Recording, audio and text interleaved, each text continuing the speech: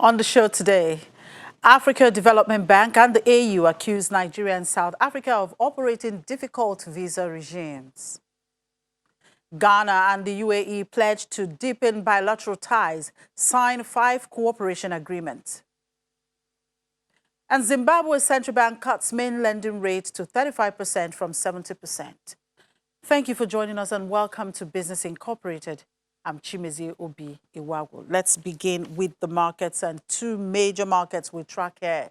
In Africa, we're positive at intraday. South Africa's JSE index added 1.07% and Nigeria's index gained 0.09%. On the flip side, Egypt's EGX 30 lost 0.32% at intraday, while Egypt closed negative. Kenya closed negative, I beg your pardon, on Thursday. And investor sentiment in the Middle East were positive at intraday, with Saudi's index extending gains for a 3rd straight session. In Saudi Arabia, the benchmark index rose 0.10%, with ROG Bank and Saudi Telecom gaining 0.9% and 0.7%, while Qatar's index added 0.43%. In Abu Dhabi, the index gained 0.80%, with Dubai's index adding 0.70% at intraday. In Europe, market opened in positive territory today, despite uncertainty and pessimism over the outcome of trade talks between the U.S. and China. Let's talk to my colleague there out at the Frankfurt Stock Exchange, Conrad Vusen, for more developments on the trade talks and other stories from Europe. Hello, Conrad. Good afternoon. Good afternoon, Chimi, and hi to everyone watching in Nigeria. Right, markets in the U.S. have continued their pressure quest on record levels, and of course in Europe the mood is also rather upbeat, as in the US-China trade talks there has been one apparent olive branch. The US has granted Huawei an additional 90 days to do business in the country. How are traders in Frankfurt discussing this?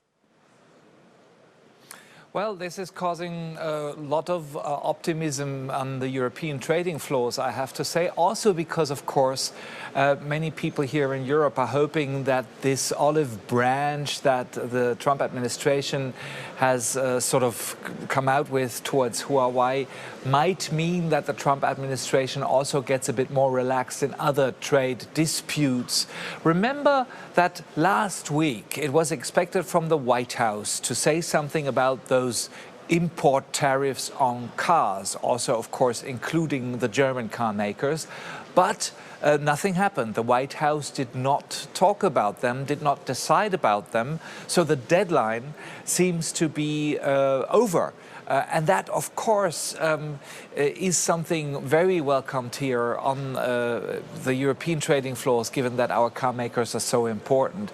Also, you know, this renewed sort of change of mind in terms of Huawei seems to indicate that the Trump administration continues to follow this pattern, that it doesn't really stand up or live up to the harsh rhetoric by the US president. It's also becoming obvious that with, you know, an election year in the US next year, and with with Donald Trump being under investigation in this impeachment inquiry, the government in Washington seems to be even more eager to prevent anything that might put a brake on the economy. All this is a sort of reasoning contributing to a hesitantly positive sentiment.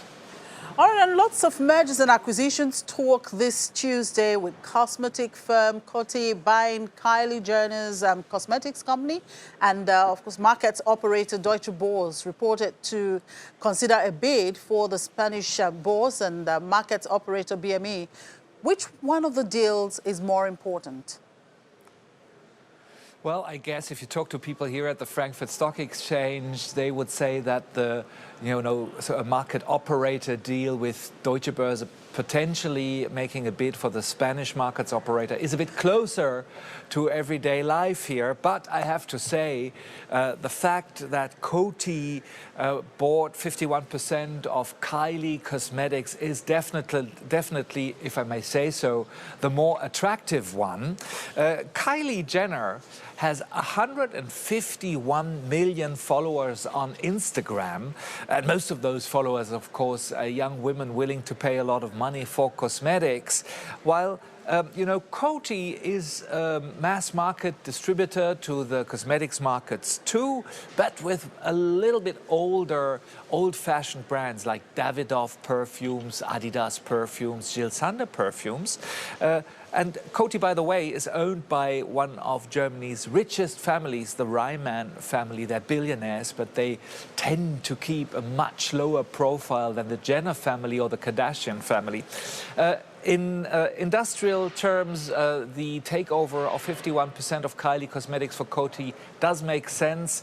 The company was much more reluctant than its competitors L'Oreal, Shiseido, also Estee Lauder, to spend money in order to get younger customers. Now this takeover of this very popular brand amongst the young is likely to change that for Coty.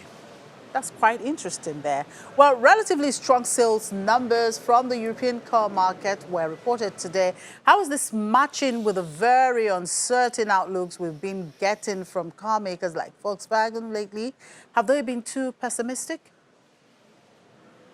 No, not really. If we look at the October numbers, which were higher than October last year, we have to take into consideration that last year's number was really, really small.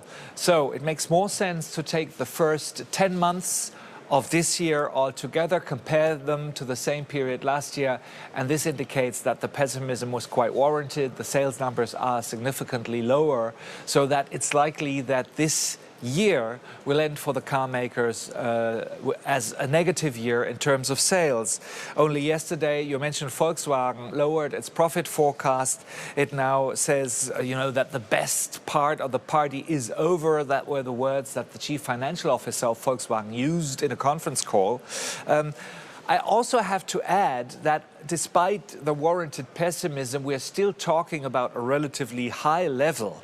Next year's sales numbers of the Volkswagen Group are still expected, even after the reduction of expectations, to be 20% higher than in 2016, which would mean sales of around about 260 billion euros for the Volkswagen Group. That's the reason why, despite the pessimism and all the good reasons that the car makers have talked about, the share price of Volkswagen, for example, at the moment is still trading significantly higher than at the beginning of this year. All right. Thank you for your time, Conrad. Enjoy the rest of the day. See you again tomorrow.